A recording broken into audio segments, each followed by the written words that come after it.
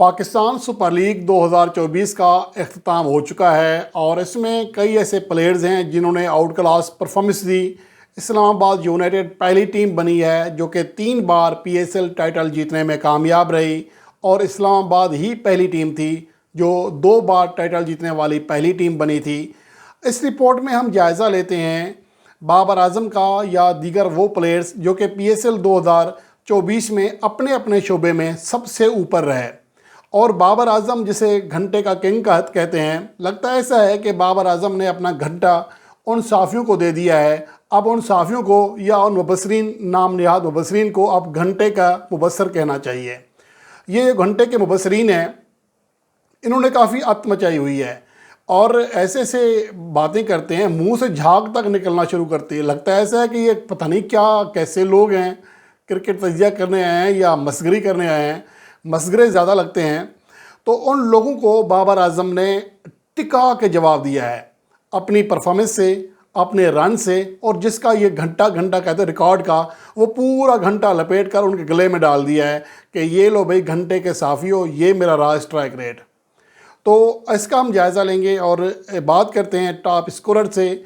Babar Azam record तीसरी बार PSL के top scorer साबित हुए और अब तक कोई बैट्समैन इतना ज़्यादा बार टॉप स्कोरर साबित नहीं हो सका और 569 रन्स बनाए, जो कि एक पीएसएल सीज़न में किसी भी बैटर के दूसरे ज़्यादा रन्स हैं। मामूली फ़र्क से वो टॉप पोजीशन जो है वो फ़खर जमान से ना छीन सके, 20 रन्स लगभग कम थे और 142 का स्ट्राइक रेट था और एक मौका पर उनका स्ट्राइक रेट 150 152 से ऊपर रहा। लेकिन आखिरी मैचेस में चूँकि लो स्कोरिंग मैचेस साबित हुए, पेशावर ज़ल्मी की विकटें गिरी, तो उनके मैं आगे जायज़ा भी लूँगा उनकी इनिंग्स बाई इनिंग्स, तो आप अंदाज़ा लगा सकेंगे कि उनका स्ट्राइक रेट बाद में नीचे आया। तो ये लगातार दूसरा सीज़न था जिसमें उनका स्ट्राइक रेट 140 से ज़्यादा रहा और एवरेज 56.90, लगभग 57 रन फी एवरेज रही। और इसके अलावा टूर्नामेंट की सबसे बड़ी इनिंग्स 111 रन नॉट आउट की सूरत में बाबर आजम ही ने खेली और सबसे ज़्यादा चौके भी बाबर आजम ने लगाए। 1 सेंचुरी और 5 फिफ्टियाँ बनाई, 6 50 प्लस इनिंग्स थी जो कि किसी भी बैटर की सबसे ज़्यादा 50 प्लस इनिंग्स थी। उस्मान खान दूसरे नंबर पर रहे, 430 रन किए। मोहम्मद रिजवान ने 407 रन किए, गुज़श्ता टूर्नामेंट के टॉप स्कोरर थे। बाबर आजम और मोहम्मद रिजवान ये दोनों खिलाड़ी तवत्तर के साथ 2021 से परफॉर्मेंस दे रहे हैं और टॉप बल्लेबाजों में अपना नाम दर्ज कराना हरगिज़ नहीं भूलते। इसके अलावा रसीव एंडरसन शानदार परफॉर्मेंस दे रहे थे, 7 इनिंग्स खेली थी। लाहौर कलंदर के लिए 364 रन किए और सैम अयूब ने 345 रन किए। तो ये 5 टॉप बैट्समैन हैं पीएसएल 2024 के। और सबसे अहम बात यह है कि सैम अयूब का जो स्ट्राइक रेट है 157.53 रहा, जिसमें 250 प्लस इनिंग्स भी शामिल थी। इसके अलावा अगर हम बाबर आजम की बात करें, जो उन्होंने घंटा बांधा है कुछ साफ़ियों के गले में, उसकी वजह यह है कि उसने जिस तरह परफॉर्मेंस दी है तो अपना घंटा उन्होंने उतार दिया है नाम निहाद। पहला मैच था कोयटा ग्लैडिएटर्स के खिलाफ, बाबर आजम का 42 गेंदों पर 68 रन किए, 161.90 स्ट्राइक रेट रहा, 4 चौके 4 छक्के लगाए। कराची किंग्स के खिलाफ अगले मैच में 51 गेंदों पर 72 रन किए, 141 से ज़्यादा स्ट्राइक रेट रहा, 7 चौके 1 छक्का लगाया। फिर मुल्तान सुल्तान के खिलाफ 26 गेंदों पर 31 रन किए, 119 का स्ट्राइक रेट रहा, 5 चौके लगाए। फिर लाहौर कलंदर के खिलाफ 36 गेंदों पर 48 रन किए, 133 का स्ट्राइक रेट रहा, इस मैच में भी 5 चौके लगाए। फिर इस्लामाबाद यूनाइटेड के खिलाफ 111 रन की इनिंग्स खेली और ये टूर्नामेंट के आखिर तक किसी भी बैटर की सबसे बड़ी इनिंग्स साबित हुई। 63 गेंदें खेली, 176.19 के स्ट्राइक रेट से रन किए, 14 चौके और 2 छक्के लगाए। जिसके बाद लाहौर कलंदर के साथ उनका मैच बारिश की नज़र हुआ और उसके बाद इस्लामाबाद यूनाइटेड के खिलाफ अगले मैच में वो 0 पर आउट हुए, लेकिन किसी बॉलर ने उन्हें आउट नहीं किया था, वो रन आउट हो गए थे। इसके बाद मुल्तान सुल्तान के खिलाफ 40 गेंदों पर 64 रन किए, यानी 160 के स्ट्राइक रेट से, 7 चौके 2 छक्के लगाए। फिर अगले मैच में 50 स्कोर की ग्लैडिएटर्स के खिलाफ 176.66 स्ट्राइक रेट रहा, 30 गेंदों पर 53 रन किए, 9 चौके और 1 छक्का लगाया। फिर कराची किंग्स के खिलाफ मुसलसल तीसरे मैच में 50 प्लस इनिंग्स खेलते हुए 46 गेंदों पर 51 रन किए। ये आखिरी 3 इनिंग्स ऐसी थी जहाँ पर मैचेस कराची शिफ्ट हो चुके थे और मोमेंटम जो है रन्स का या जो फ्लो है वो टूट चुका था, ना सिर्फ बाबर आजम का बल्कि सभी बल्लेबाजों का। और यहाँ आखिरी 3 इनिंग्स में आप अंदाज़ा लगा सकते हैं कि उनका स्ट्राइक रेट खासा कम रहा, 110 का स्ट्राइक रेट रहा।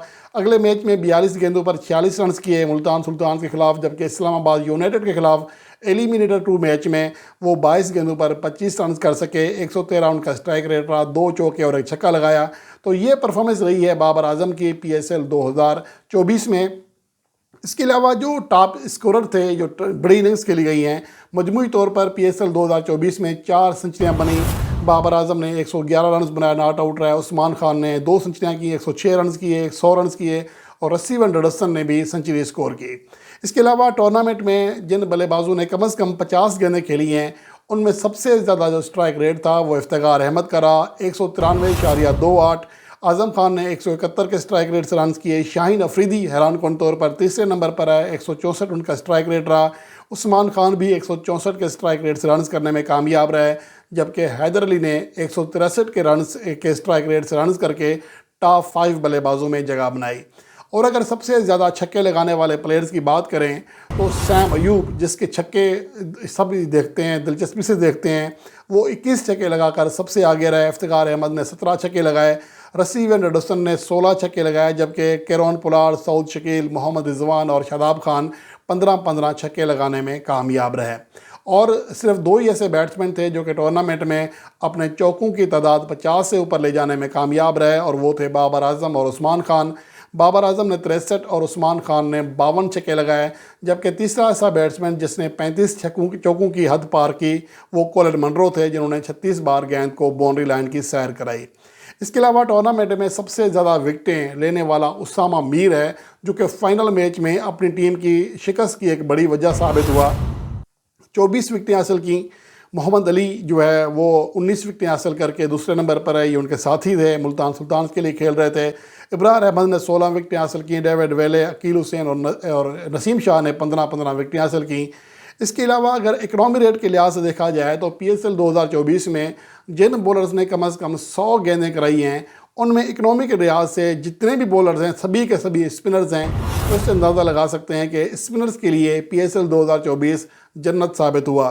शुएब मलिक ने 6.39 के स्ट्राइक रेट से इकनॉमी रेट से रन दिए। इमाद वसीम ने 6.60, मेहरान मुमताज़ ने 6.63 और उसके अलावा जहद महमूद ने 6.95। ये 4 ऐसे बॉलर्स हैं जिन्होंने 7 रन फ़ी ओवर से भी कम इकनॉमी रेट के साथ रन दिए। उस्मान तारिक ने 7.33 और हैरान कौन तौर पर सैम अयूब भी उन बॉलर्स में शामिल थे जिन्होंने फ़ी ओवर 7.5 से कम रन दिए और 100 गेंदें कम से कम फेंकने की शर्त वाले बॉलर्स में। इसके अलावा अगर सबसे ज़्यादा कैचेस पकड़ने की बात करें तो जैसन रोए ने सबसे ज़्यादा 12 कैच पकड़े। कैच तो बहुत पकड़े, लेकिन उनकी टीम जो है सबकी पकड़ में आई और शुरू में बहुत अच्छा आगाज़ लिया था कोयटा ने, बाद में वो नाकाम हुए। इसके अलावा सैम अयूब ने और फ़हीम अशरफ ने 9 कैच पकड़े। इरफान खान और शादाब खान ने 4 कैचेस पकड़े, और शादाब खान ने एक मैच में 4 कैच पकड़ने का जो PSL रिकॉर्ड है वो भी बराबर किया। और पाकिस्तान सुपर लीग 2024 में सिर्फ 1 सेंचुरी शराकत थी, जिसे कह सकते हैं कि वो बड़ी शराकत थी, 150+ रन की शराकत थी, और वो सऊद शकील और जैसन रोय जो कि कोयटा के लिए खेल रहे थे, उन्होंने बनाई थी पेशावर ज़ल्मी के खिलाफ 157 रन की ओपनिंग शराकत कायम की। उस्मान खान और मोहम्मद रिजवान ने 148 रन की सूरत में दूसरी बड़ी शराकत कायम की कराची किंग्स के खिलाफ, जबकि शादाब खान और कोलिन मनरो ने 141 रन की शराकत कायम की थी मुल्तान सुल्तान के खिलाफ तीसरी विकेट पर। तो ये सिनारियो रहा पाकिस्तान सुपर लीग 2024 के स्टेट्स का।